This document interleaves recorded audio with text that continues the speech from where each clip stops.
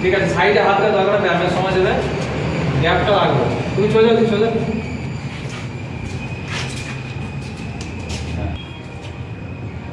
আজকে আমাদের 2025 শিক্ষাবর্ষের প্রথম দিন।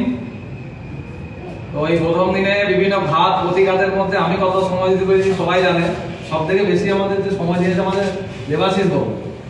হ্যাঁ, ওনার আজকে 2025 বর্ষের প্রথম দিনে একটি দুটি কথা আমি বলতে বলবো 1-2 মিনিটের মধ্যে, যে তোমাদের মধ্যে কি আশা, কারণ ও সব থেকে বেশি সময় দেয় টিচারদের মধ্যে আমি দেখেছি।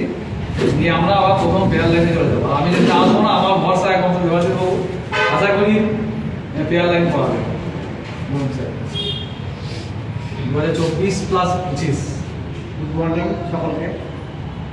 সবাই এবছরে আগের বছরে ষষ্ঠ শ্রেণী পর্যন্ত ছিল রামকৃষ্ণ মিশন, এবছরে অষ্টম শ্রেণী পর্যন্ত হয়েছে।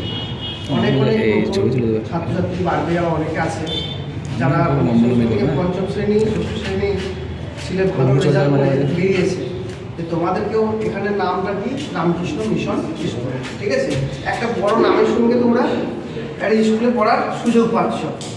এই সেখান থেকে তোমাদেরকে তৈরি করতে হবে নিজেদের ভবিষ্যৎ, যে এখান থেকে ভালো রেজাল্ট করে আমরা বেরোতে পারি।